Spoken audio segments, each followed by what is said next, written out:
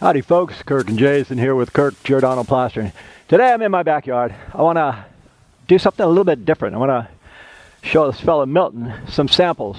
I'll tell you how I got to meet Milton. His wife actually called my house, Hallie, and she said, Kirk, we watch everything you do. It's my husband's birthday today.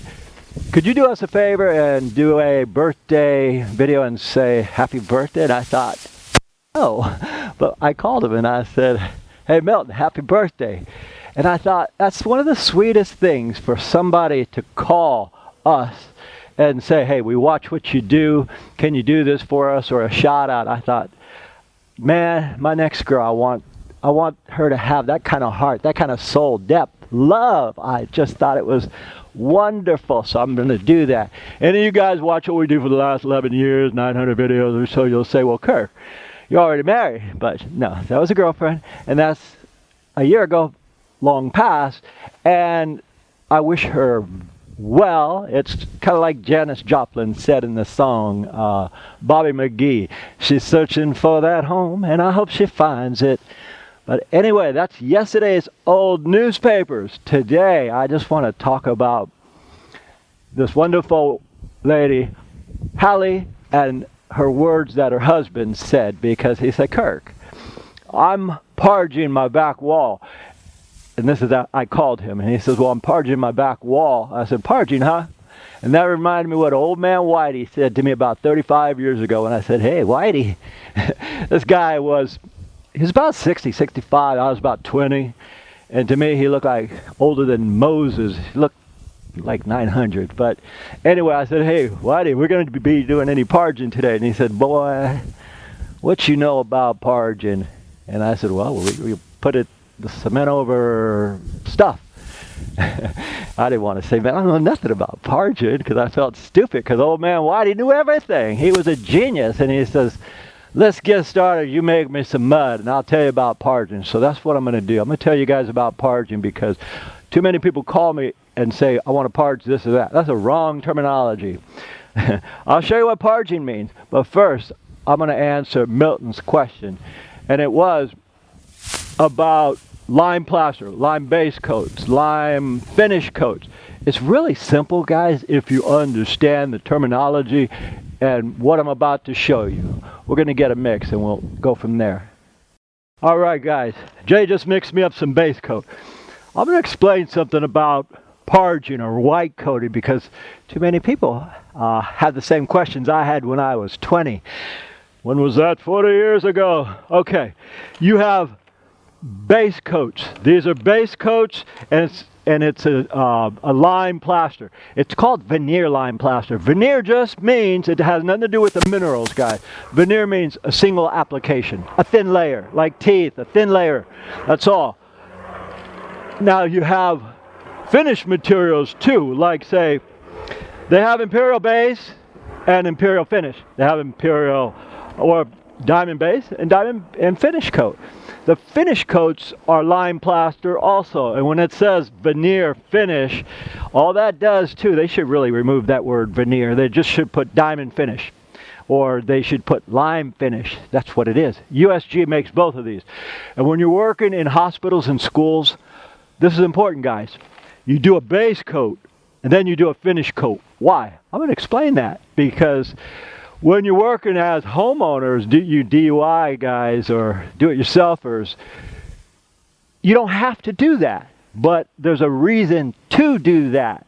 So I'm going to explain that reason. But before I do, I want to answer this parging question, because old man Whitey had told me, and I was working with old man Whitey. We were on the docks, San Francisco docks. What he would do is transform the front of the restaurants into beautiful works of art. And then there used to be the old train stations to receive goods, but then now they're all fancy restaurants. And I'd have nothing to do. Old man Whitey was so slow, I'd mix and then sit there for like 3 hours. And he'd say, can't you find something to do? I said, you want me to help you? And he'd say, no. I said, well, I got nothing to do. Anyway, so he was telling me, he says, Kirk, what you're asking me is parge coating. That got nothing to do with reality of today. And I said, well, explain it to me. So I'm going to give you a quick explanation of what he meant. You take either one of these right here, and you go back 5,000, 10,000 years, 2,000, 1,000 years ago, and what you do is you heat it up. Where'd they heat it up? They didn't have kilns. They had pots. They knew how to make metal way back in the Roman days.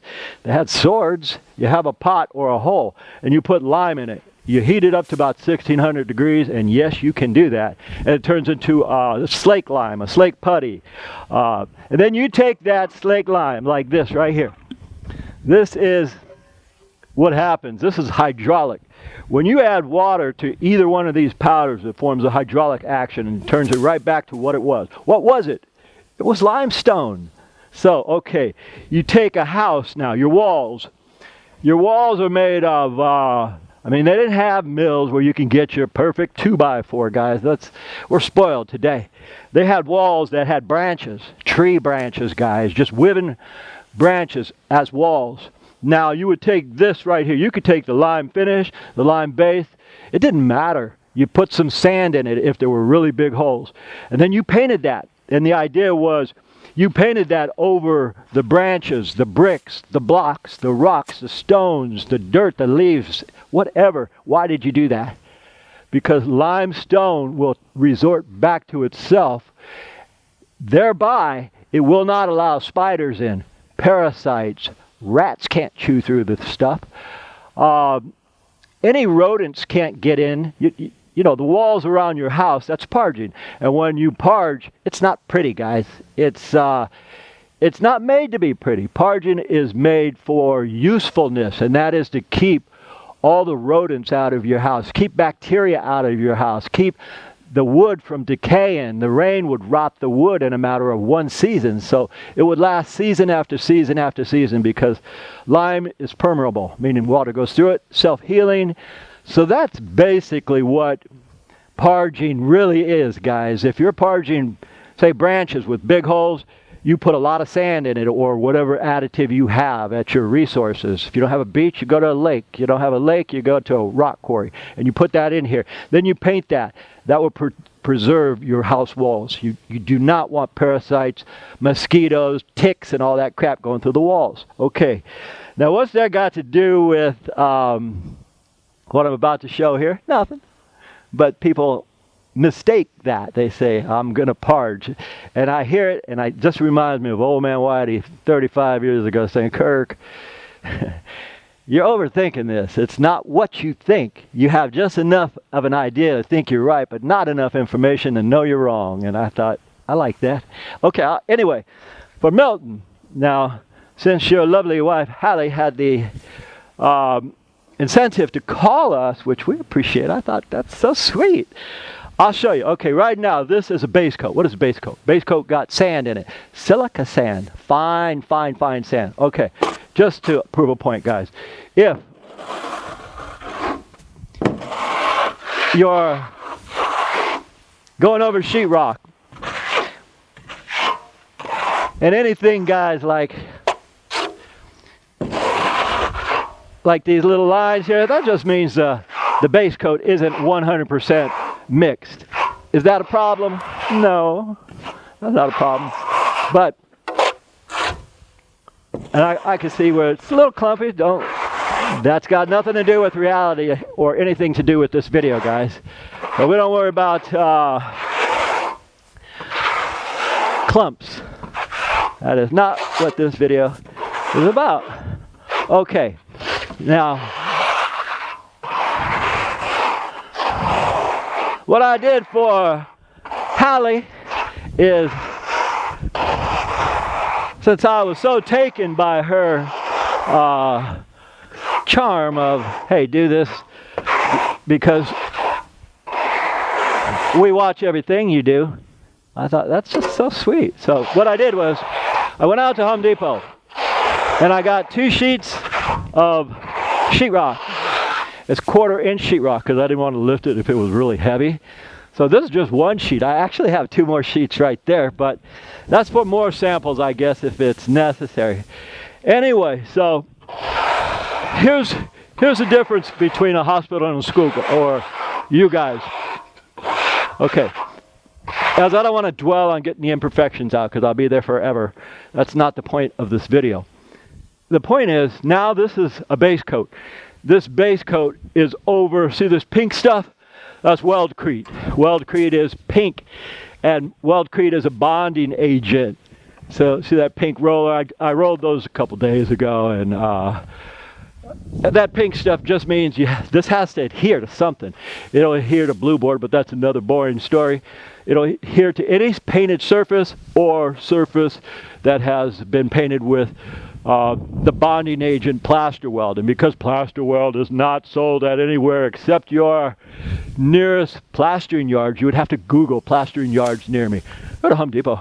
Get this Quikrete.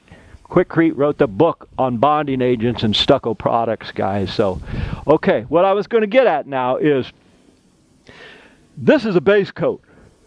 After 15 minutes, this base coat in the sun right here is about 95. It's still early. This is going to dry. You'll see it dry and the color will change. Now, if you don't put a base coat, or if you just use a base coat, understand this, you will get a sandy type finish. If you look at this, and this is considered a smooth trowel finish, guys. Okay, a smooth trowel finish, but it looks a little sandy. Why does it look a little sandy? Because it's got silica sand in the base coat. So if you were just, I was going to say parging your walls. If you were just putting this on your basement walls or your house walls, your bathroom, kitchen, you can do just that and steel trowel it. Say you steel trowel it once and you could leave that alone. Of course, you could make it a little prettier than that, or you could float it. That just means you take, not your dish sponge, but a sponge with a handle, and you bring out the sand. It's called bringing out the sand. You take this sponge float and you just go like this. Now that makes it pretty, and it puts variations, lines. I mean, you could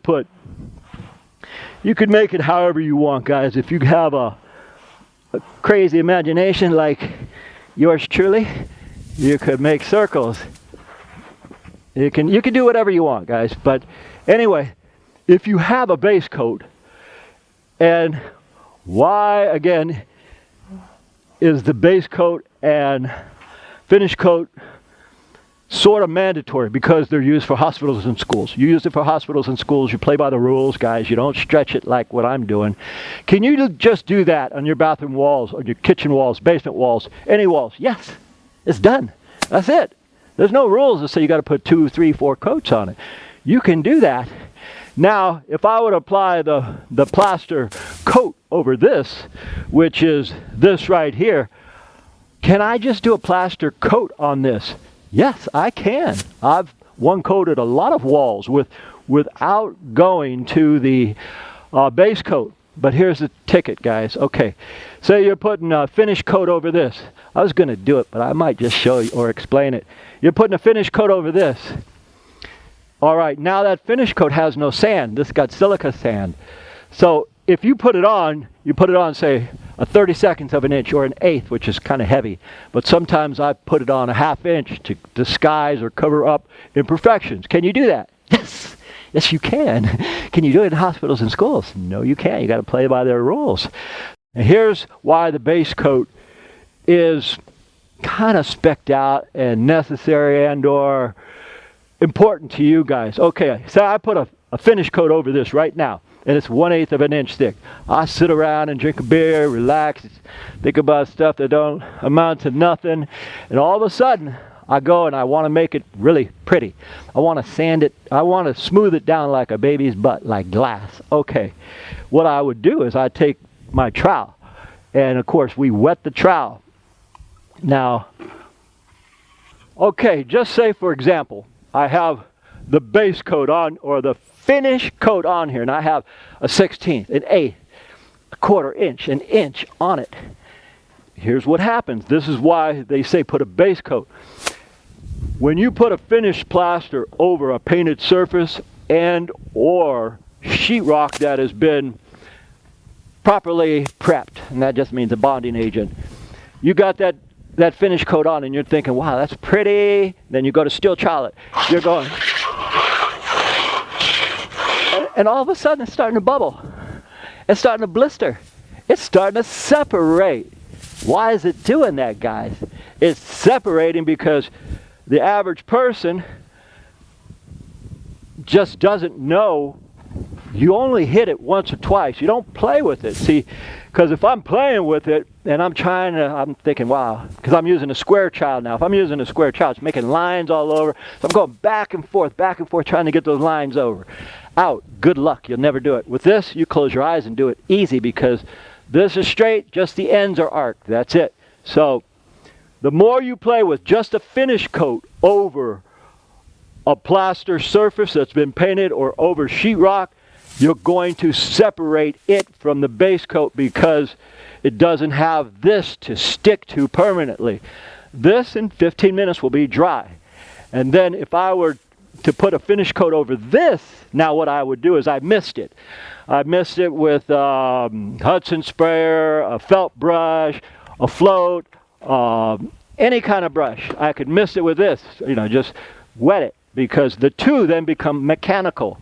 A mechanical bond is the strongest bond there is. You take a finish coat material like so, and you put it over a base coat like so, and it's wet or misted, the two suck up. And when they suck up like that, that's permanent. So even if we go back to the example of that 16th, the eighth, a quarter, a half inch, an inch here, and now you start steel troweling it, trying to make it look good, and you're using a square trowel, unless you are a 15-year applicator, you're not going to make that wall look good. I can't even hardly make it look good with a square trowel. So this one, you just go over it, and you can put water on it and bring it right back to life. Use the fat from the diamond. Fat means the extra lime, and get it just right, guys. It'll become perfect like glass. And again, if you put it over this with the proper preparation, that means that's got to be wet. The two combined, suction. So when you guys call me and say, hey, Kirk, I did it, and it kept blistering. It kept separating from the walls. It kept doing this. It kept doing that. You're over troweling it, and or you didn't put a base coat on. Again, I'd just like to end this by saying, guys, you can do one coat, but you better know what you're doing. Oh, Kirk knows what he's doing, so I can tell you guys about it. Can you do it? I don't know. I can, but I've been doing this my whole life.